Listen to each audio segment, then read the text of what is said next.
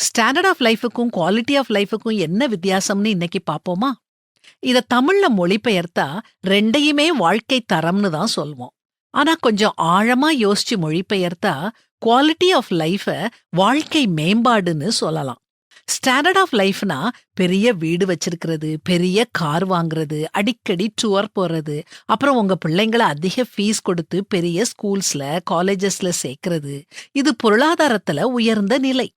இப்படி வாழணும்னு விரும்பி நாம நம்ம வாழ்க்கைய அமைச்சுக்கிட்டோம்னா நமக்கு சந்தோஷம் கிடைக்காது, திருப்தி இருக்காது.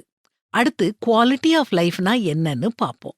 எந்த பொருளையும் கடனுக்கு வாங்காம இருக்கிறது, அதாவது இஎம்ஐ இல்லாம நிம்மதியா வாழ்றது, வர்ற வருமானத்துல திருப்தியா வாழ்றது, கணவனும் மனைவியும் பிள்ளைகளும் அதிக நேரம் ஒன்னா செலவிடுறது, குழந்தைங்கள வலிமையானவங்களாகவும் சக்தி வாஞ்சவங்களாகவும் வளர்க்கறது, எல்லாத்துக்கும் மேல கடவுள் பக்தியோட நற்குணங்களோட அடுத்தவங்களுக்கு உதவி செஞ்சு வாழ்றது, நம்முடைய குழந்தைங்களையும் அப்படி வாழ வைக்கிறது.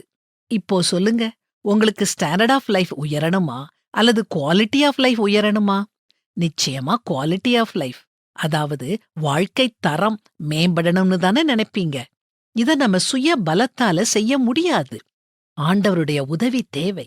வேத புத்தகத்தை தினமும் வாசிச்சு அவர் என்ன சொல்றாருன்னு தெரிஞ்சுக்கோங்க. அதன்படி நடக்க நமக்கு உதவி செய்யணும்னு தினமும் அவர்கிட்ட பிரார்த்தனை பண்ணுங்க. இந்த நியாயப்பிரமாண புஸ்தகம் உன் வாயை விட்டு பிரியாதிருப்பதாக, இதில் எழுதியிருக்கிறவைகளின்படியெல்லாம் நீ செய்ய கவனமாயிருக்கும்படி இரவும் பகலும் அதை தியானித்துக் கொண்டிருப்பாயாக. அப்பொழுது நீ உன் வழியை வாய்க்கப் பண்ணுவாய், அப்பொழுது புத்திமானாயும் நடந்து கொள்ளுவாய் அப்படின்னு வேதாகமத்திலையும் போட்டிருக்குது.